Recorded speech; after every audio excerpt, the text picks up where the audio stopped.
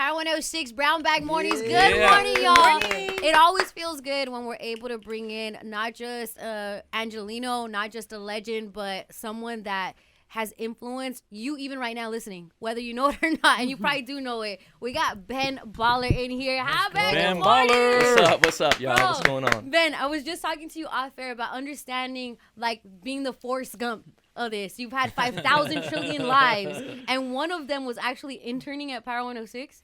Yeah, man. You know, way back, I was ready to do whatever, Yeah. right? And my best friend still to this day, like, you know, I have a very small group of friends, and like people come in and out of my life. But my boy DJ Homicide had a show here, so you know, Homicide had, you know, he's only been in one DJ crew as like post 21 years old, and me, him, rest in peace, DJ Am. We had a crew called AMC, Air Max Crew, right? And I think a lot of times people forget that I was a DJ, and it's hard to talk. A lot of people have, I think there's a misconception that people think that I love talking about the accolades. Yeah. I'm embarrassed of them sometimes, right? Man. So to say things are big, I've learned to really kind of understate them. I mean, how do you say, like, oh, I won a world champion, you know, chip, whatever. Yeah, it's nothing in golf. But you win it, right? No, I'm just saying, like, you say something and it's like, I don't want to talk about it anymore. Right. Do you want to talk about it? All right, well, we could get into it for an hour and a half. But when I think about it, people don't realize that I was the first DJ to have a billboard in Las Vegas. You know what I mean? I was the one doing all this stuff before AM, before Diplo, before all these people. And like there was doors that were open. DJs weren't getting paid certain things, right? And my relationship, and no disrespect to the Beat, because I worked with them when I was in the music industry. It took until 2017, right? At that point, I'd been a jeweler for 12 years. It took until 2017 for me to realize I was a jeweler. It took that point to realize I wasn't a DJ. I wasn't a famous DJ anymore. I wasn't a music executive. Man. And I had already just won my first, you know, award as Jeweler of the Year, a global award that's from China to Switzerland to whatever. So like But when your I think about identity was still 100% music, here, DJ, and I think about, you know, the Baker Boys. I think about when Big Boy was chipping Motorola phones, and the Far Side brought him up here, and just things like that, you know, and like, so like when DJ Homicide had Friday Night Flavors with them, and then he started kind of another thing, then him and C- did a like a rock hip hop show, because at one point C- was a DJ for like for Korn, and then like, you know, Homicide was Sugar Ray. Then we had Lethal with Limp Bizkit, so it was like this weird thing going on. This alternative rock mashup rap. with rap. So that was going on here, right? Then on top of that, I'm the one bringing Son Doobie every night almost here when he had the #1 night show. And then Chalk. Shout and out like, Mr. Chai. Shout out and to like, BGC. by the way, one of the hardest Chalk, working Chalk. dudes in the I world. love Mr. At Chalk. the time, I was dating his wife's sister. So it was like a weird thing. He was everywhere at once. So like Beat Junkies, rest in peace Frank V, and all the people, and like just all those people. So me coming up here interning, at one point, one of the people who kind of started my DJ career, well, the guy who actually started was a guy named Rob One, who was a legend. And he'd come up once in a while, real hip hop stuff. Not like he was so against, even though he worked for a music label, he was against stuff. But a dude that gave like birth to Young MC, Tone Loc, a lot of big artists. His name is Orlando Aguian. He had a dude, he started getting radio gigs, Eric Kubici, that was on the Beat. So he's like, yo, man, if you want to be on the radio, bro, you know. And at that time, Theo was kind of running the airwaves. Shout out Theo. That So I was like, thick ass voice. I don't know. And people are like, yo, you should do the radio. I was like, I don't know. But like I interned here, did whatever I needed to do. There was a dude that was working every single board. Mexican dude, love him, Ernie. He was the best dude ever. Worked here for like 15, 20 years. I love this guy. And he was up here.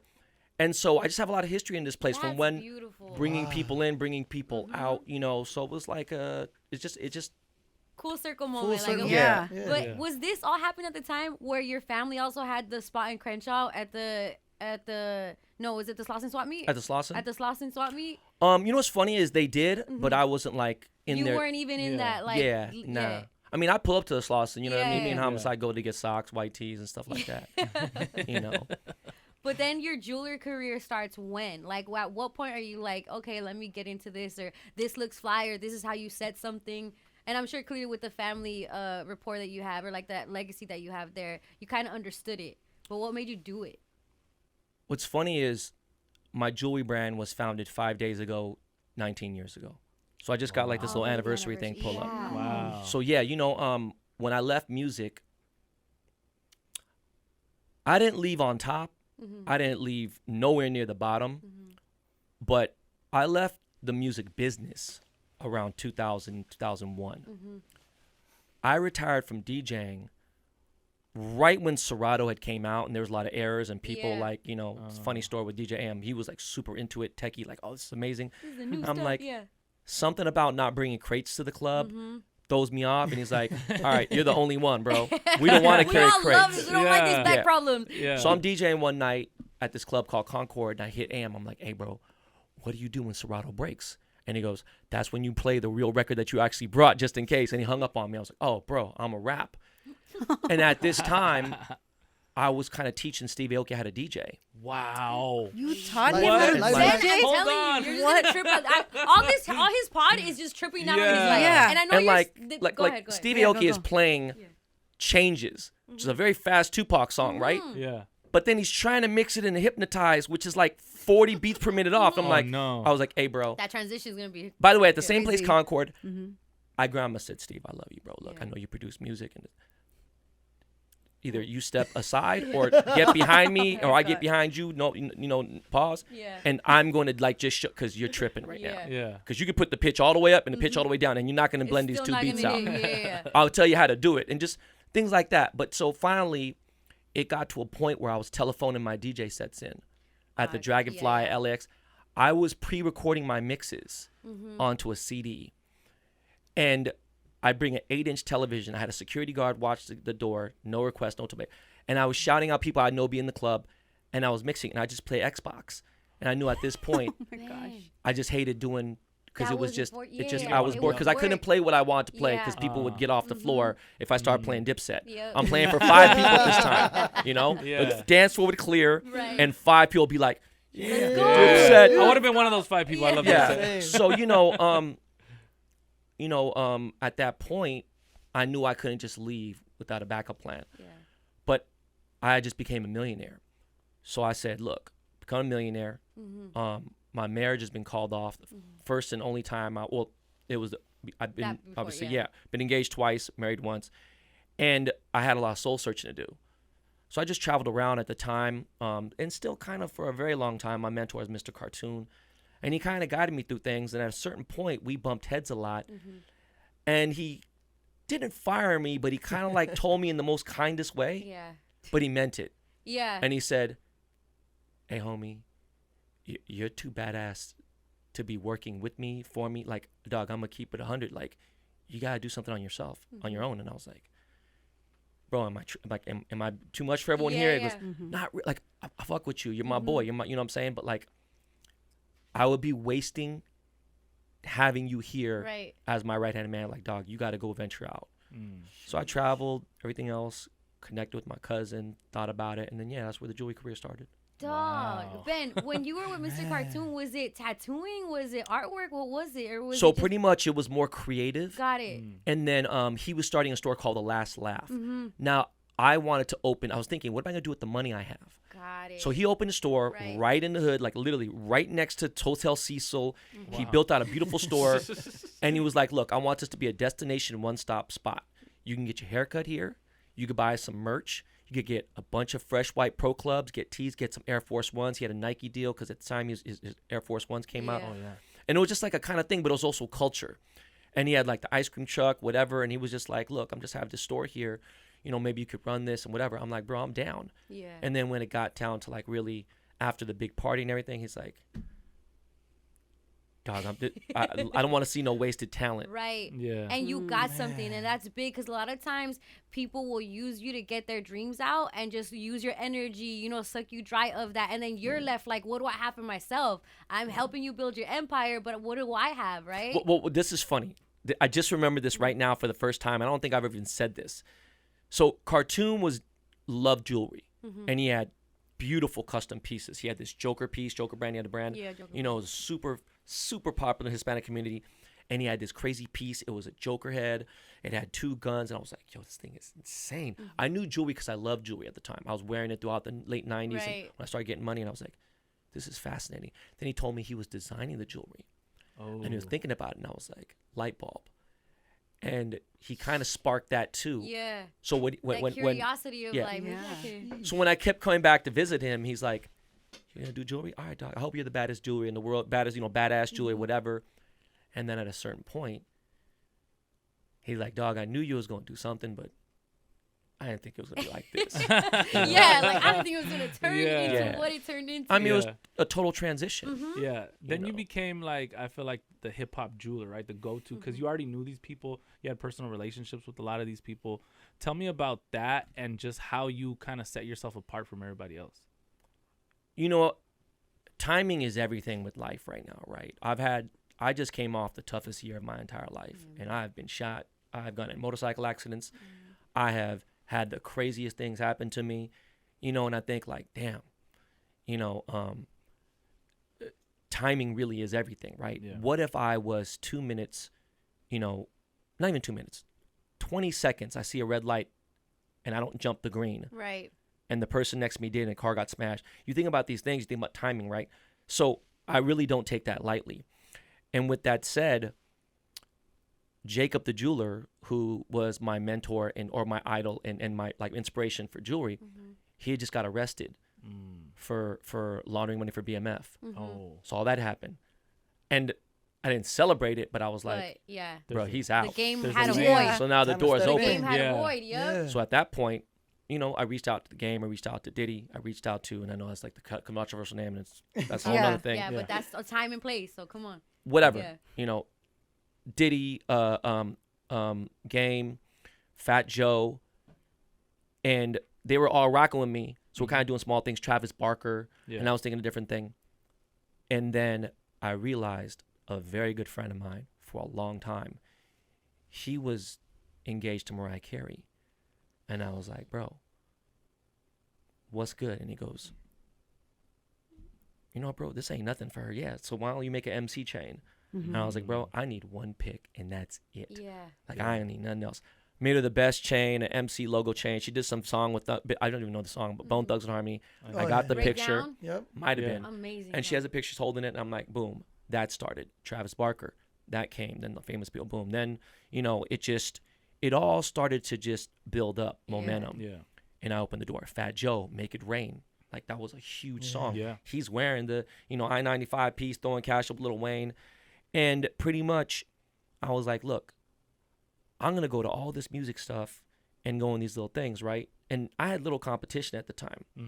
But at the same time, I knew they didn't have my mindset business-wise. Yeah. So I'm thinking way deeper in all this. And Yeah. even in fact now, like, whether I've been 47 songs or not, like, I'm not even thinking about hip-hop people, right? 6 years ago, I went to the Latin Grammy Awards, Latin Billboard Awards, and I was like, I don't know why I'm here, but this dude, J Balvin, has been bugging me nonstop.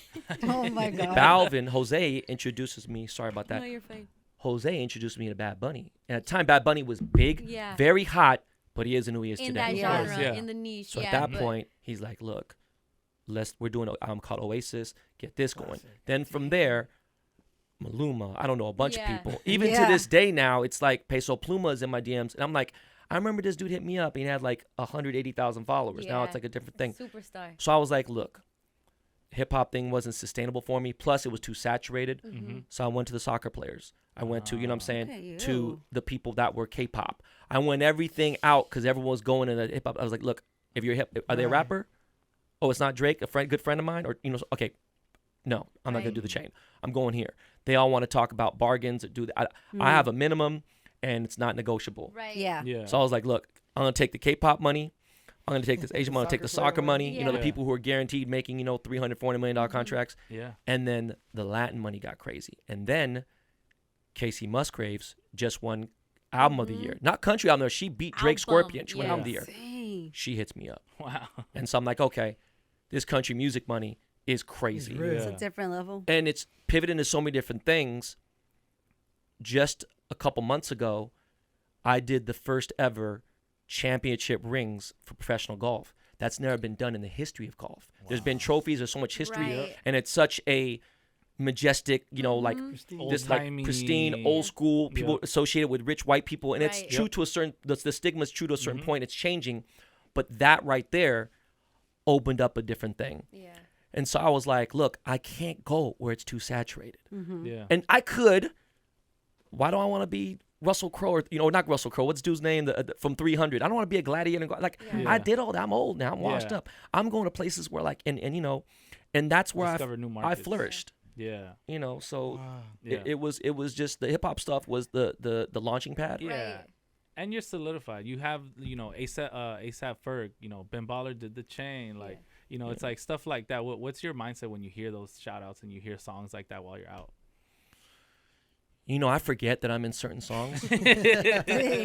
And yesterday we're talking about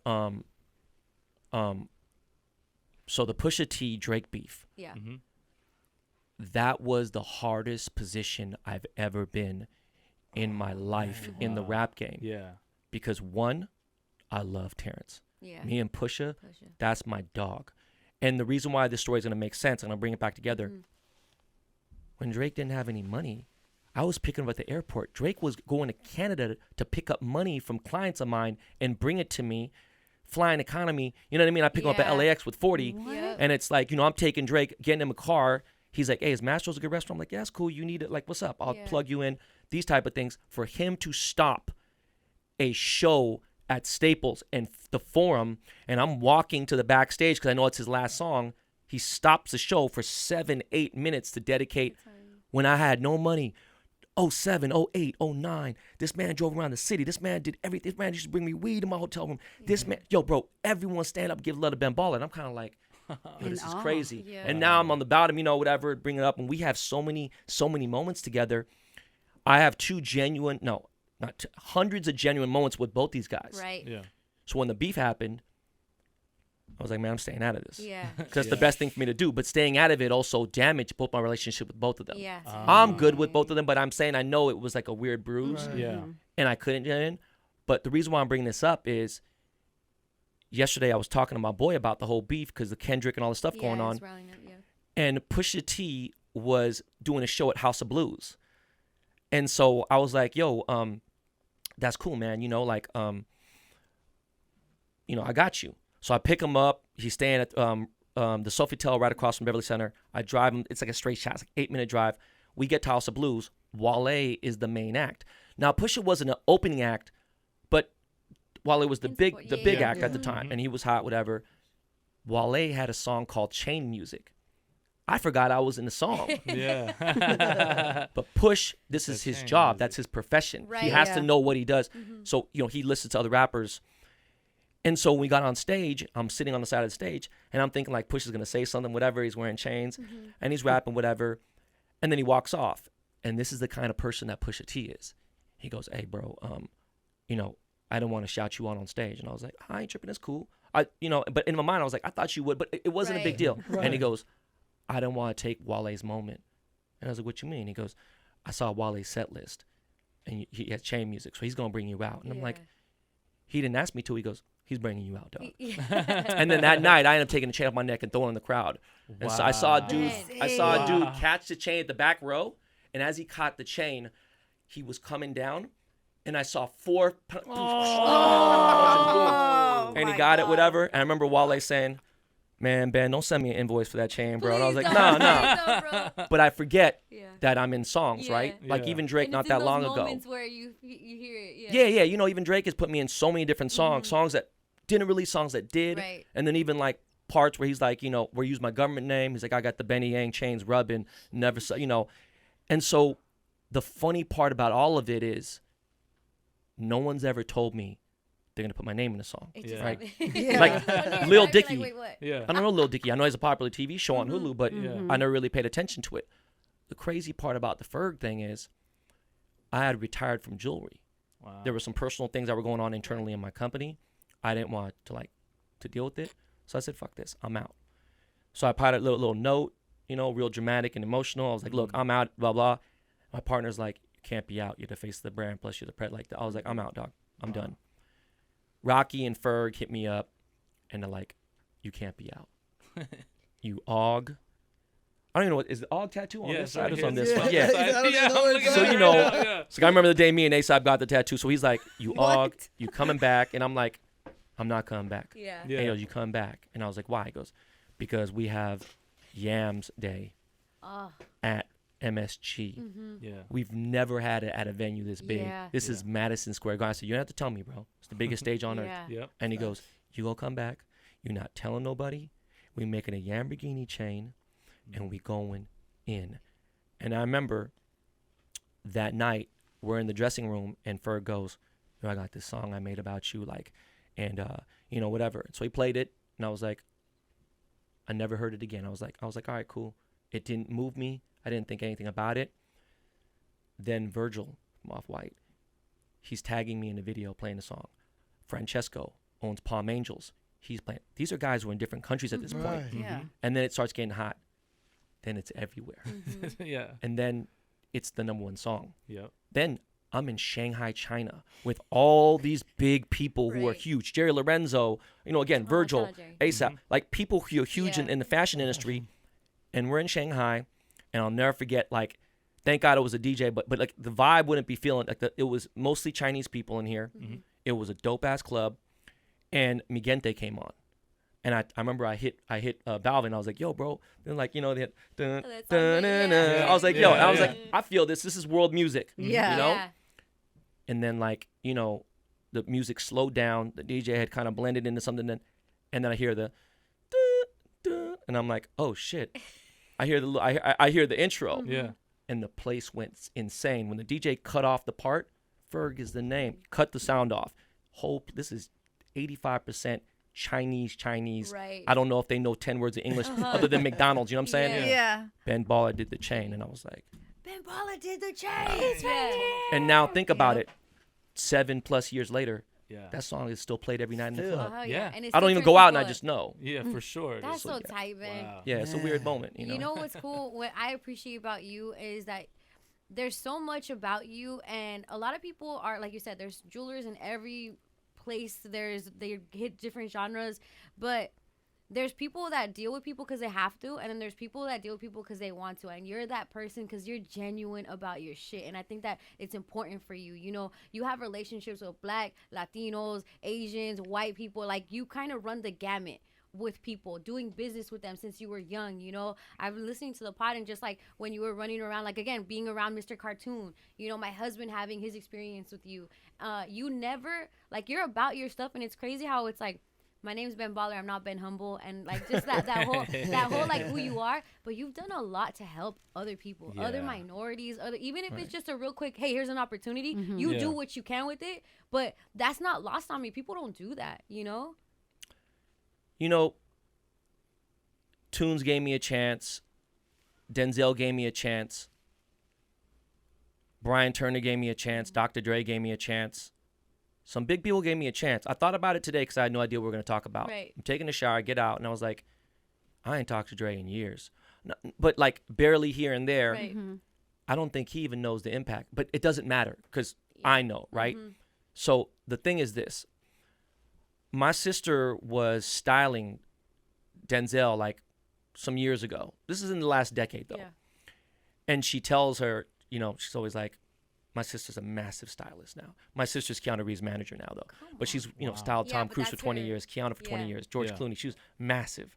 You know, she had a run where I think she had 8 years consecutive. She dressed the best actor at the Academy Awards. She never missed one, right? Like, and then one year she had best actor, she doesn't dress women, but she had best actor, best actress, best supporting actor, best supporting actress.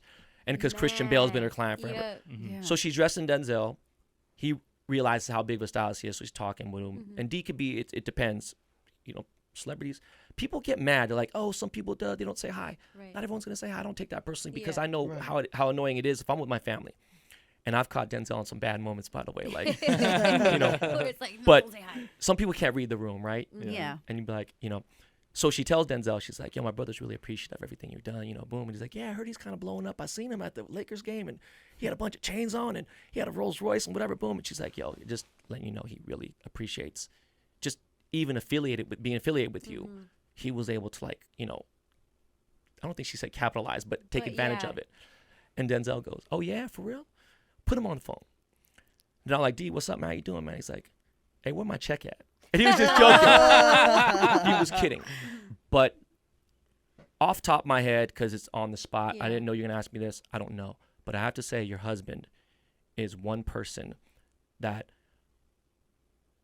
I'm the most proud of. And I don't care if you believe me or not. You know what I'm saying? Only because the fact that I've seen the transition from 2006 where you don't even know this. I hated how yellow my teeth were. And Jorge was whitening my teeth and photoshopping pictures. He was doing random things like that for me, right? And he was like, one day he made a joke and I was like, oh, you gone bold now, little youngster. He's like, why don't you just go get you some damn white strips? But he was joking, but I was still like, you know, you're right. And just things like that. Walking into Nipsey's office 3 days before he died and having a 4-hour conversation and then seeing Jorge walk in, I'm like, what's he doing here? Not in a rude way. Right, but I was like, what you doing here? Understanding the connection. And he's like, bro, I'm with Marathon. You know what I'm saying? I'm with the whole thing. And I was like, bro, this is amazing. Because I just saw you know, whatever, the dry eraser board. And it's like Puma, Australia, this, boom. Everything that they were set up. So you went to the store on Olive, right? On Olive, And remember, my office is 1 block away. The jewelry building. Yeah. And I'm sitting here and we're going and he's getting like 5 or 6 chains. And this is the craziest part about the whole story. Jorge walks in 30 minutes before I leave.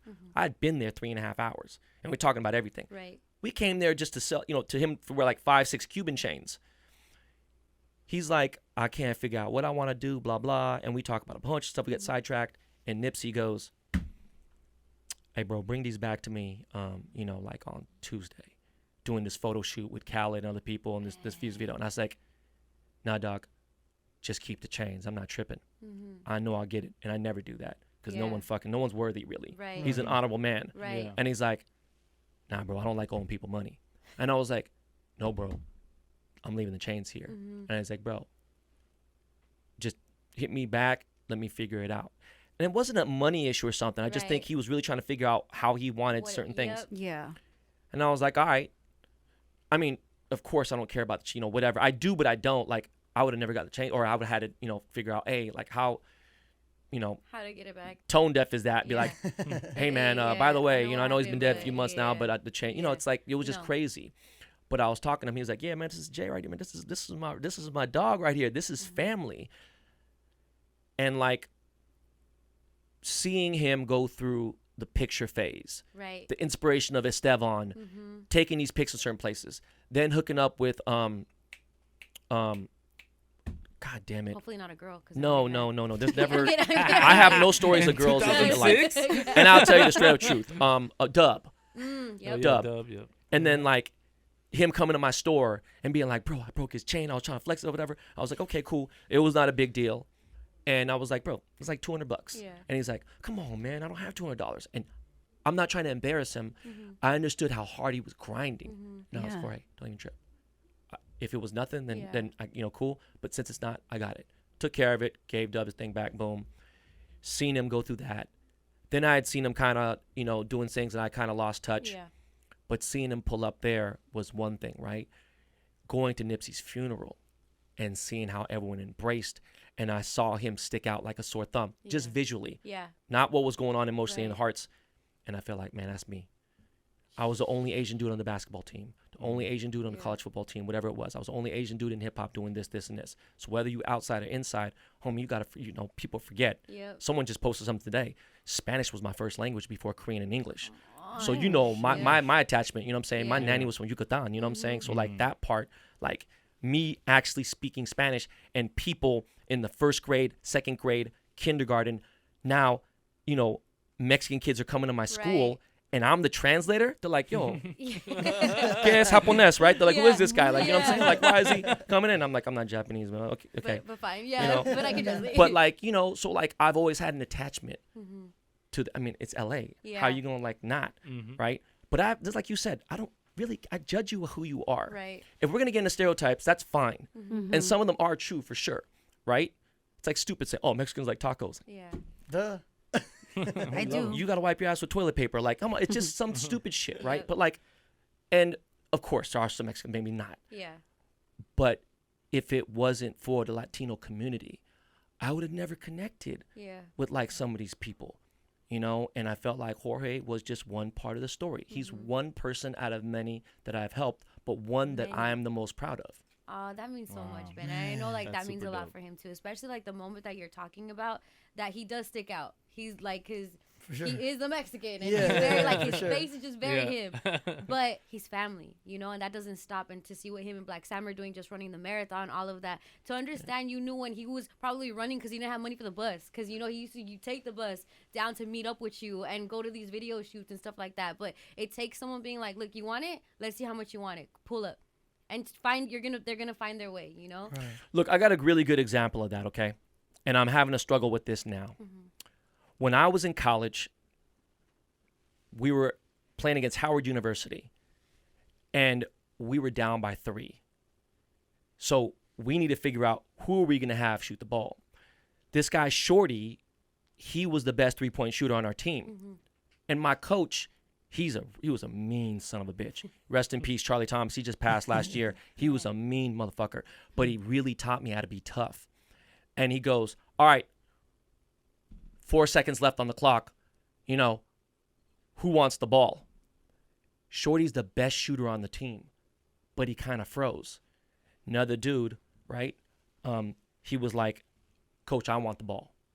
And he didn't just say it like that as a coach, give me the ball. And the coach goes, you got the ball. And I was like, what the fuck are you doing? Like, why would you not give it to the best shooter, right? Give it to the one that makes it. And he goes, man, it's in his eyes.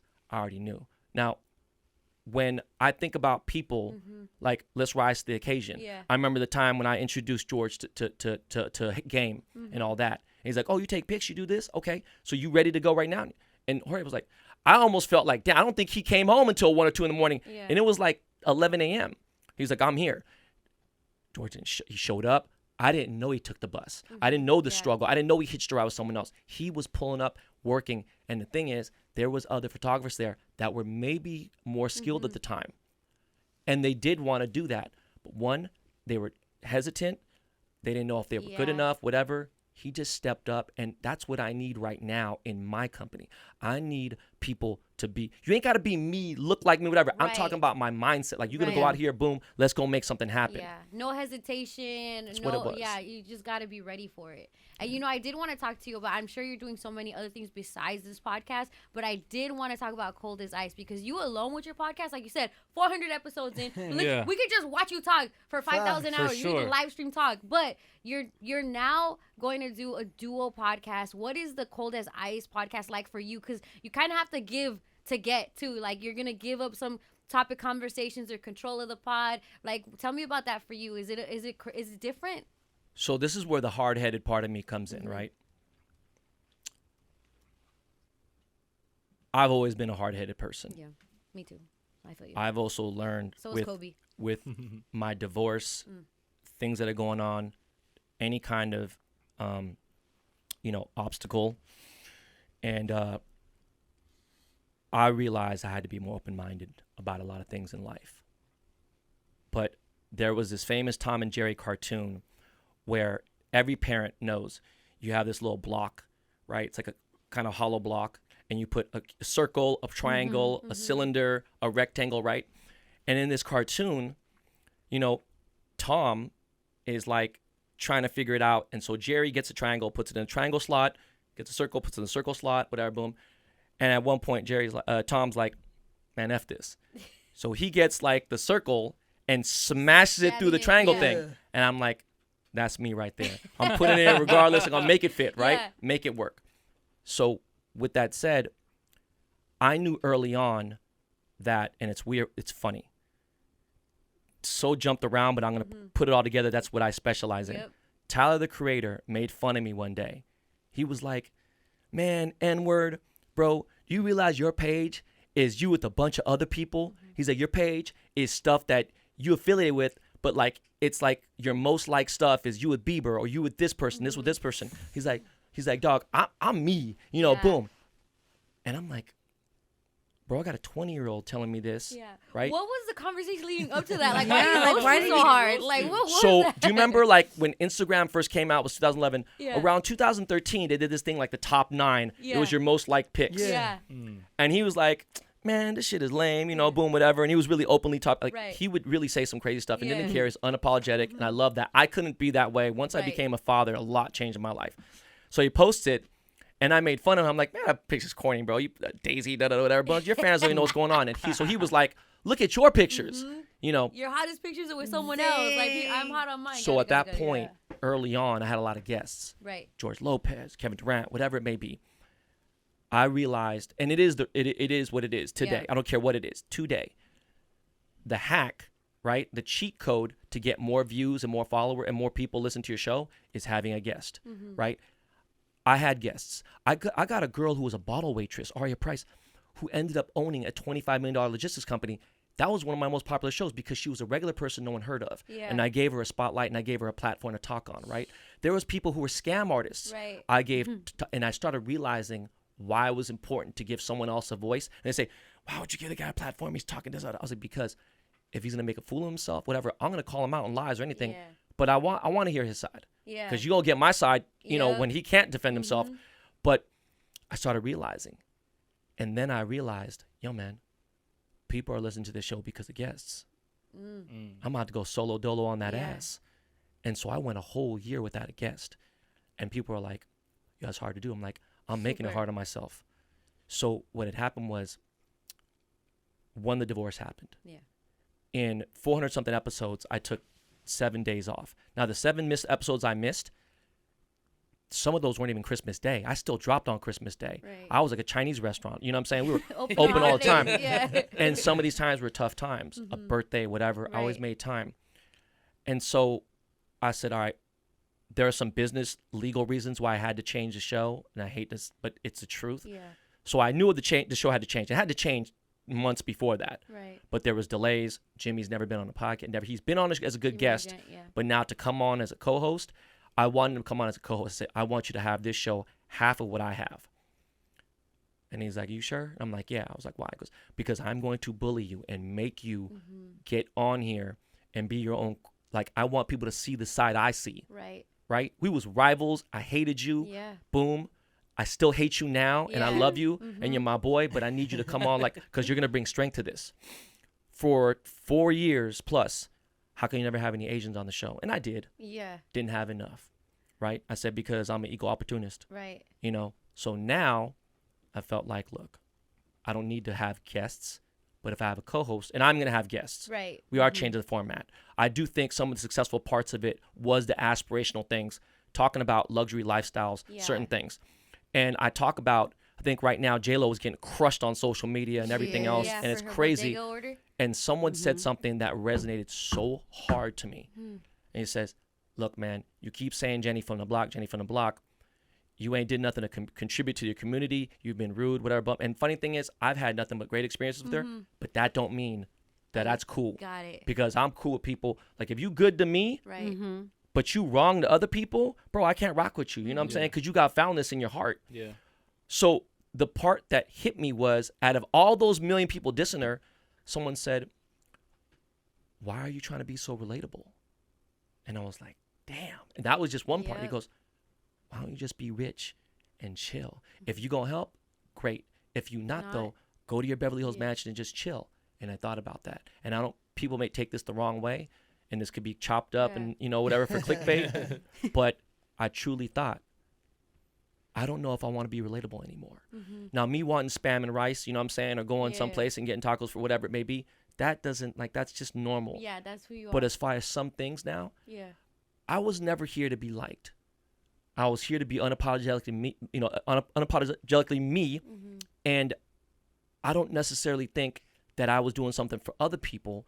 And I was happy I caught it early instead of going and catching an algorithm, going for the views, going for certain things. But with the podcast now, I'm like, look, let's chase after aspirational stuff. Now, if people feel they can't relate to it, flying private, or let's start flying first class, jumping up here and there, right? That's fine. But where it becomes relatable is, remember where I came from. Yeah. Remember what Lucky Mansion looks like on Kingsley and Olympic. Now, it may not look like Nickerson Gardens, but at the end of the day, 800 square feet with 5 people is 800 square feet. Yep. And I look at that, I'm like, look, dog, I made it. People say, oh, times were different then here and there. No, I lost it, though, and still made it. Because, I tell people all the time, if I was 24 right now, it'd be curtains for everyone in the world. But you know what, too, Ben? It's like that window. You're rich as fuck, or you have that lifestyle, and so many people hear about it but don't see the insides of it. That is just as helpful as a vision board, as like that becomes somebody's, not necessarily blueprint, but understanding, oh, that's what it's like to be in those shoes, right? And that's going to be as aspirational as if you were there handing out things to lesser privileged people, This is the crazy part. I had a nonprofit organization called friendlyearth.org, okay? From 2010 to 2017, almost 18, I had this nonprofit in Seattle, Washington. We were an electronic recycling company. I mean, maybe once or twice. And you've been following for a minute, you say, and I'm surprised how much you've known. I can't think of 85, 90% of my fans would even know if I had that. Yeah. We donated millions of dollars. I never once promoted that shit. I never picked up a camera and gave it to a homeless person and say, hey, you want some money? No. I'm not saying they're wrong. I'm just saying what I did. Yeah. And to go full circle now, when my kids were really young, preschool, right? Nursery school, whatever, not kindergarten yet, they went to a small private school that had one teacher for 5 kids. So the class would be 20 people, there'd be 4 teachers. Right. I dropped them off in a Ferrari then. I dropped them off in a Rolls Royce then. It didn't matter to me. When they started going to school with other rich kids or whatever it may be, I made sure that it was like an Escalade or a Tesla or a minivan. Yeah. And it kind of confused them. But now they don't care about the cars and stuff. Yes. I pulled up here in a goddamn. What drives them. I pulled up in a Casio. Now, of course, I like nice things, but it doesn't, like the last few years plus the divorce. You people pulled like, up right now in a Casio? The Casio. The watch. Casio watch. Oh, that's you don't want to get robbed. I'm kidding. It's a joke. It's a joke. Because we would. No, I carry, you know what I'm saying? I carry a gun. I mean, yeah. Not in here. I'm just saying. Don't get it twisted. Oh, yeah. But I'm legally able to carry. Wow. Not him saying about guns, but the cardigan. Yeah. But like, just my interest changed. And I think I was such a big part of the luxury and exotic car community. Yeah. And now that I haven't shown up in like 2 years to these events, I show up to like one. Right. People are like, yo, what's up? I'm like, it just didn't matter to me. I fell out of love with it. And they're like, why? I'm like, that time is kind of because past. Same thing I told my kids. When my son's like, hey, did you bring the Lamborghini today? I was like, no. Why? Because what about your brother and sister? Where are they going to sit in your lap? Yeah. And that was my fake excuse. My real excuse was there was like 5 or 6 kids in each grade that were on scholarship at the school. I don't want them to feel bad. Now, that might be aspirational later. But these young kids, I didn't want them, if their parents were struggling, 2 jobs, 2 incomes, trying to make sure that they could do whatever, I didn't even want to rub it in their face. Don't compare, don't. And some people say, oh, no, just be you. I'm like, I am going to be me. But that car don't define me. So I'm going to do what I need to do. But the funny part was, you don't really see, I mean, jewelry's, I don't, my business is luxury, so it's kind of messed up, right? There's nothing humble about what I do for a living. Right. But I've made the brand so much bigger. And when I started doing collaborations with, Kirk, Kingsford and like Truff hot sauce, whatever, and things started becoming $30 to $200. I was like, look, you ain't got to spend $100,000, $50,000. Now you can get something for a couple $100. Yeah. That made my luxury items to household items. And I'm just at a different place in my life. Yeah. I love that. I love that. You're like Ben Humble now.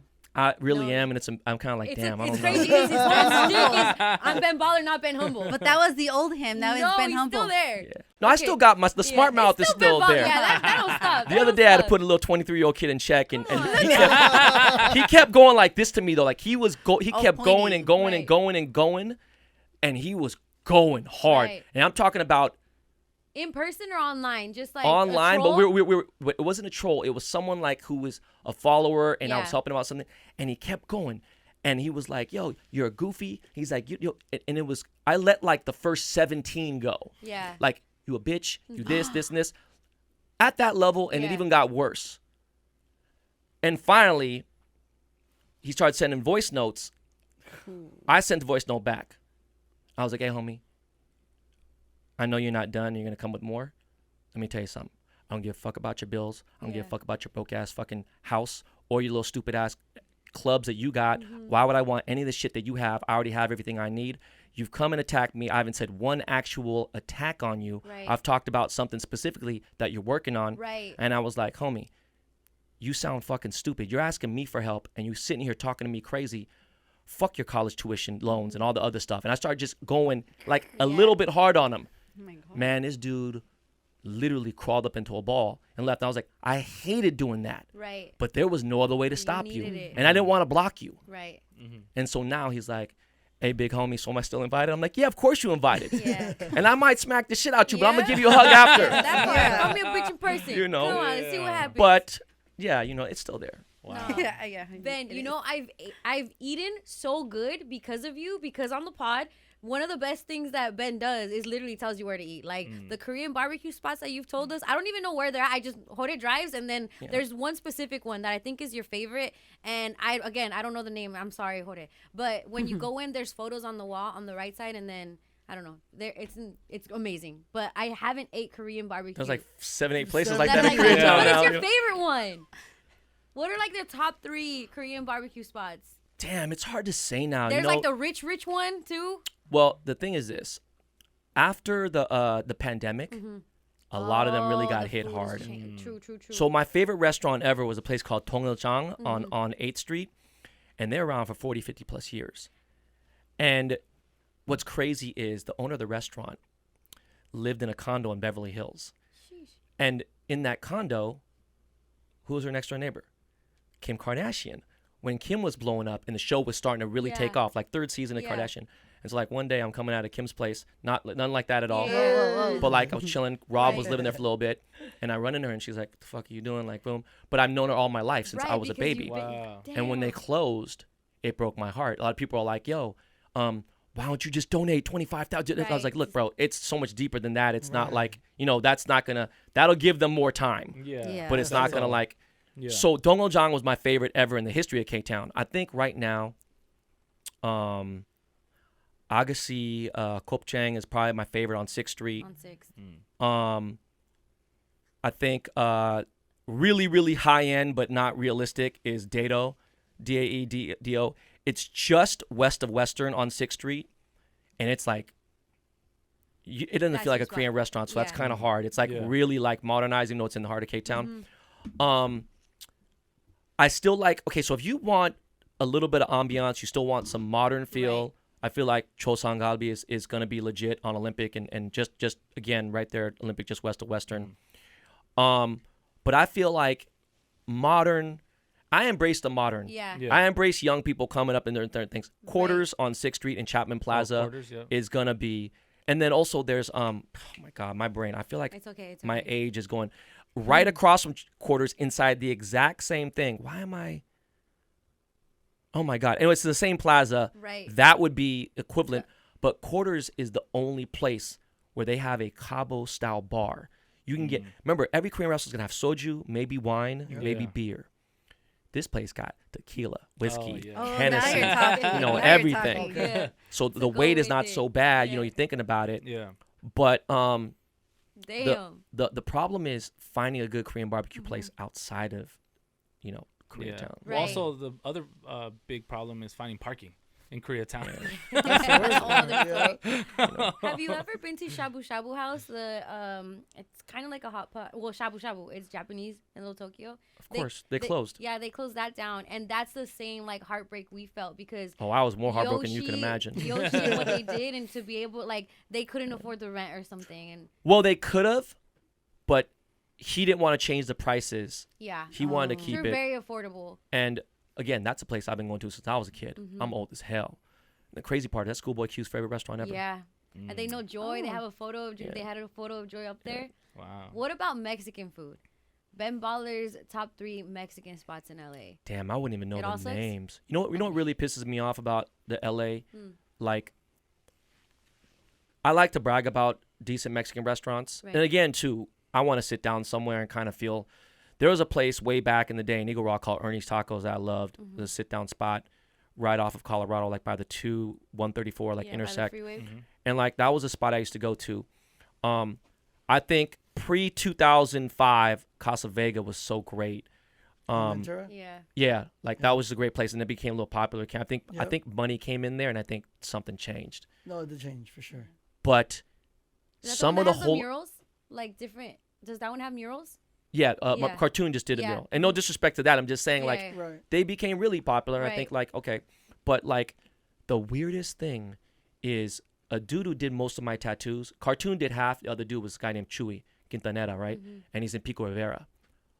I never really got to. I had food in East Los and stuff. I Right. kind of grew up over there, but going to like Lakewood, Pico Rivera, Bellflower. I mean, you know, Belgar, just areas like that. Yeah. I didn't have to Southeast travel LA. all the way to Whittier. Yeah. I was like, bro, what is this place? And it wasn't anything. It was just like, you know, Yeah. a spot. You know, mom and pop shop. It was that spot. Some of the spots that George Lopez Mm-hmm. had taken me to in like Pacoima and San Fernando. Yeah. And I was like, again, I don't even. Right. Not okay, names attached to them. let me but tell you it's like something. Yeah, someone the place was called Tacos. Los. Like Yeah. Los Tacos 1. Yeah, Los Tacos. Like one. it was like, Yeah. you know, it might have been, you know, and like next door there'd be a Mariscos, right? It'd be like Yeah. number Yeah. 4. I'm like, yeah. where's number 3, Yeah, 2, and the 1? fact that we I feel don't you. brand it, maybe. Yeah. And there's no Yeah. affiliation. Right. Right. Right? But like, I think also the reason why I feel like Javier's did so well, well, I don't know about the one, but like the Newport Beach one Right. was because I felt like, look, man, they finally made a place. Because when you go to Cabo, you go to like somewhere, you go to Mexico City. Like the first time I went to Mexico City, I waited a long time, and I was going to Carlos Slim's. He has a billionaire party and Shut stuff. up, Ben. Yeah, Carlos so many, Slim. yeah. Wow. He has a At billionaire one point, party the like richest the man cell in the phone dude? world. yeah. Wow. Mexican And I'm thinking like, national. yeah. And you know, on. I had met Pepe Aguilar through Cartoon. I met him through Yeah. I met him through Chewy. Yeah. And you're like, yo, they got a Ritz Carlton here. And I'm like, bro, I need to get this out of my head. Like, it was nice. Anyways, eating Mexican food that way, I was like, wow. And in Mexico City, that's like the mecca. Like the food there is like legends of that food. Oh, it's a like, different incredible, style. Yeah. Yeah. And if I'm going to have fusion food, meaning like, you know, it's Korean fusion food in there. Right. I know it sounds real fucked up. I don't want to see Mexican or white people cooking Mexican, Korean food here and there, whatever. I want to see Korean people and their old grandmas making food, whatever. Right. The first time I went to Tulum, I had the most delicious food. I can't even know what the hell it was. It wasn't anything traditional and I've had all kinds of stuff. And I look in the kitchen. You already know what time Yeah. it is, right? And I'm like, damn. So the fusion was done right with the Right. mix of the sun or whatever it may be. Yeah. But Javier's did like a thing for like the upper class, whatever. Even though Yeah. it's like, you know, people might hate on it, whatever. Right. But that drove me crazy having to go to Orange County. So I found this place called Lares, Lares in Santa Monica. Lares. I'm gonna In Santa Monica, they're on Pico, so they're almost by the beach. But like, you know, it's a weird area. Right. And Is that the Javier's dupe? no, sounds it's like it. way more traditional. Really? Yeah, like there'll be a mariachi brown, but it's definitely nice, and the architecture is even nice. Mm.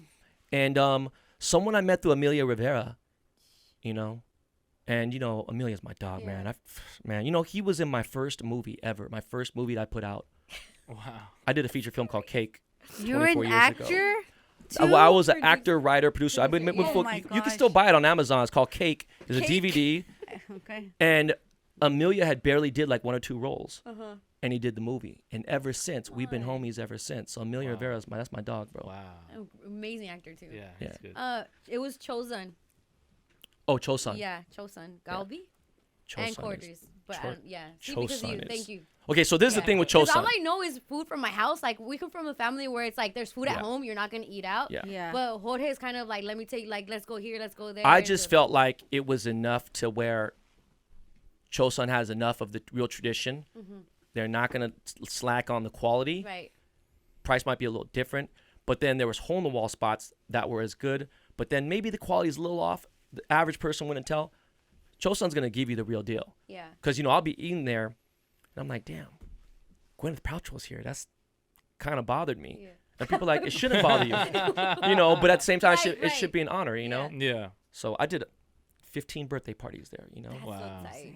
Yeah. That's awesome. No, Ben Baller, it's cool to have you in here. Like For anything, sure. I'm just transfixed by you, and it's a trip that like you Yeah. don't just stay at the house because you're talking to yourself so much, and you're like, I'm sure you mesmerize yourself too. Like understanding how big this life is. Like you said, I wasn't here to make friends, but I am here to leave a mark. And that mark has been left 10 times over, Ben Baller. And it's just like, I really appreciate the opportunity to come on here and tell you here on Power 106, where you've had a history too, that it's still going. And, you know, and I know, again, life has been tough. Like, I've seen you go through what you have been. Relationship is super important, you know, then that affects your relationship with your kids and just how you move on as a man. Like, a breakup can really fuck you up, you know, and just to see how you've pivoted, you've maintained, and you're still you. Granted, you're a little bit more humble now, but it's like you're still going on. Like, I appreciate that to the most extreme. So thank you so much for coming by, Ben. No, you're welcome. Can I say one thing if we're gonna close this out? Yeah, and it's important. Yeah. I think a lot of people, you know, I was a huge Oscar De La Hoya fan growing up. I had some decent interactions with them. I've heard a lot of bad things here and there from left and right. And at one point, we were neighbors. And he had like a $60 million crib. I was like, God damn, bro. Golden Boy, you killing it, right? Then I realized I'd started noticing certain things. But then I watched his documentary. And that documentary fucked me up. Golden Boy. And he said something that killed me. And he said, I pushed away the people that love me the most. And like, he went through his things, whatever. Divorce, whatever. Yeah. And the Mexican community was killing him because he's playing golf. And like, George Lopez, one who put the golf clubs in my hands, right? Like, I love golf. And people wonder, why are you playing this game? Why does? And I was like, I don't think you realize it. And Schoolboy Q said something on my show, and he said, hey, bro, you learn a lot about yourself when you're on a golf course by yourself. One, no one's there to help you. It's not a team sport. It's about integrity. If you cheat, you're just cheating yourself. And there's so many parallels. I could go for 5 hours about the parallels in life. Yeah. So, one, it's going to humble you. Right. 1 million people start to play golf every day in the world. 1 million people quit golf every day. There's 70 million people who play golf in the world, right? And it's one of the hardest things. And it was a challenge. But when I was going through my divorce and I was in the darkest period of time, and I never, ever told anybody this. I thought I might have said it on my podcast then, but it was the first time ever I thought about taking my own life. It was that deep, that dark tunnel I went through. And I went to golf, and I was like, look, when Christmas came and I'm with my family, I'm with my kids, and I was like, I can't believe I'm still standing, right? Yeah. But the parallels of golf, when people understand, one, it's not very accessible. That's another goal of mine, is trying to bring it to the hood because it's so expensive. You can play basketball, $8, get some shorts, whatever, boom. Golf, $1,000 probably, you know what I mean? 800, it's not cheap, you know? Or maybe for kids, it's like 4 or 5, but it's still a lot of money. Yeah. If you can, and you can figure out how to play the game, that will help you with so much adversity in your life. And I think that's the thing that saved me. Yeah. And that's why I'm so addicted to it now. Come on, Ben. Wow. Just being able to let your mind free in those moments too. There's stuff as y'all as men, y'all keep in, y'all don't vent, y'all like you just gotta internally work for it because that's being a man. But allowing that space, that's your example, Ben. No, thank you so much for coming. Thank you guys. Really appreciate it. Hey, how do you say cousin in Korean? How do you say cousin in Korean? But you know what's funny? So I want to say something really funny. All my Korean words, and I'm embarrassed now, they're all changed. What do you mean? So like all the bad words I even say, like let's just say F you. Yeah. F you's not the same anymore. What? And so last week when I was playing golf with some Korean guys, finally someone said it to me. And they're like, hey bro, that's it's outdated. No, Korean. it's not just outdated. It's just usually if you're born in the 70s, you would say that.